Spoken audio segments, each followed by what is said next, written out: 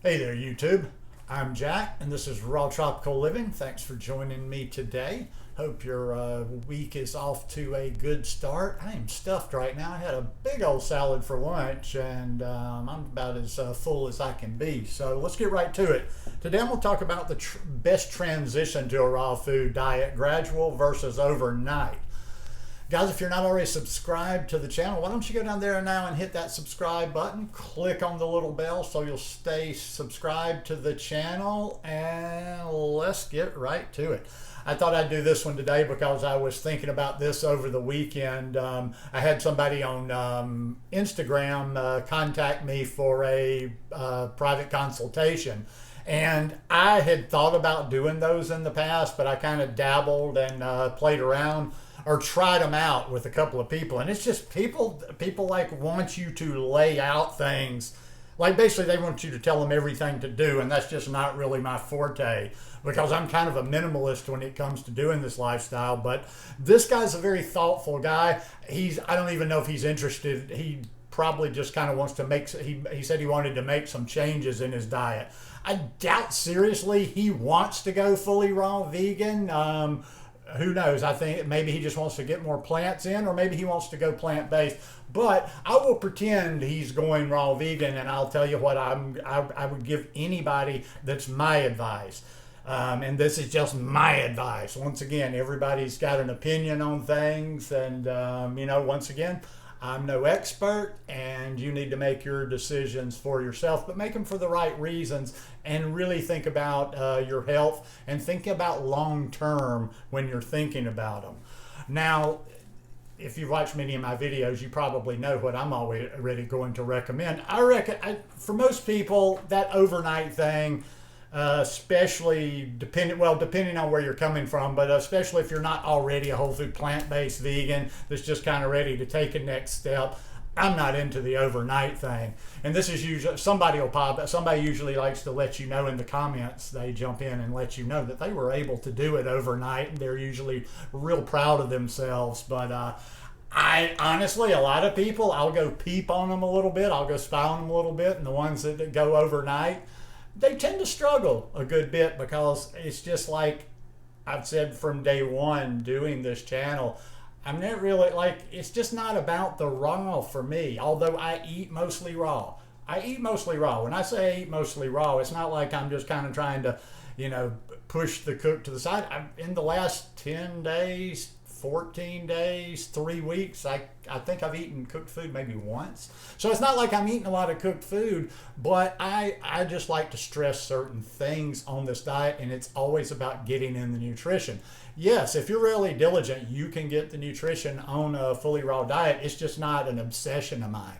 So where do I start with this person? Where do I start with somebody that just wants to go to a raw vegan diet? I always advise them to try to get to a really clean version of a whole food plant-based diet first, and then work on getting raw, work on getting more raw. And if you want to become 100% raw, you could just over the course of 2 or 3 months, drop bit by bit until you're there. But it is so important to get the fundamentals down on the nutrition, and that's why so many people fall by the wayside, because they're doing fine for a while, but they're not getting their nutritional needs met, and then eventually it doesn't last anymore, and then they're here talking about like how then they're blaming the diet, then they're blaming a whole food plant-based diet in general.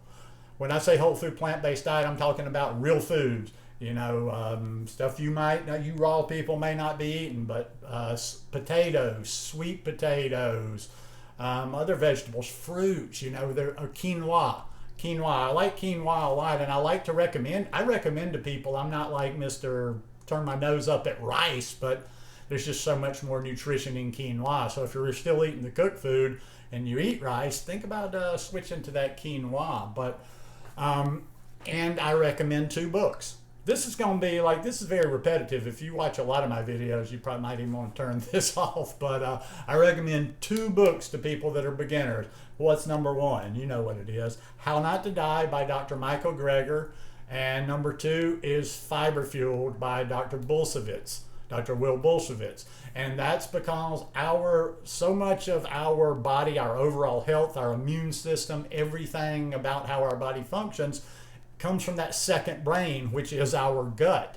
And getting our gut, our gut microbiome in order, getting it as strong as possible, that's where we really see the health. It's not so much about eating more of this, eating more of that. It's more about, like I say, the gut likes diversity. The gut likes a lot of different colors, likes a lot of different fruits and vegetables. So you got to get that variety. Dr. Michael Greger, I think, breaks it down about as well as anybody does. And I think that How Not to Die, and you can watch like both of these. If you don't want to go immediately out and buy a book, you can find just search both of the names of both of those in here in YouTube, and you'll find talks on it. But yeah, there's a lot of good practical health saving information out there. So yes, the first step is what I would call an SOS, whole food plant-based diet. Oh, also too, in that whole food plant-based diet, beans.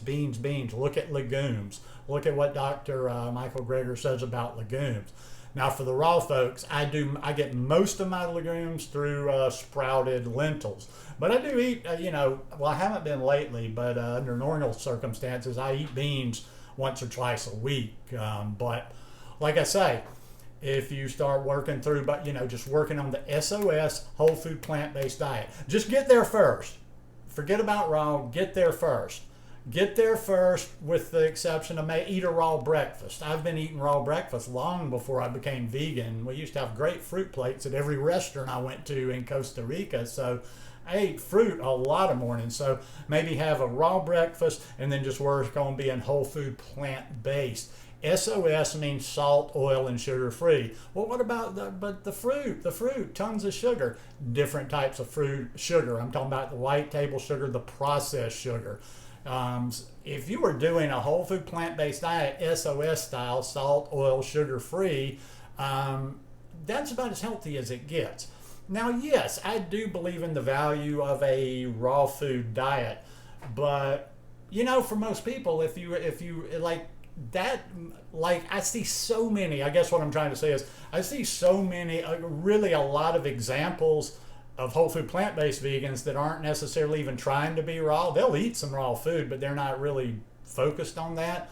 That just seem to be healthier than the raw community as a whole. In other words, I see some raw people that look very healthy to me, but as a whole, I find a lot more healthy people in the whole food plant-based community. So that's why ever since I've been kind of fluid between those two, and I'm like a hybrid.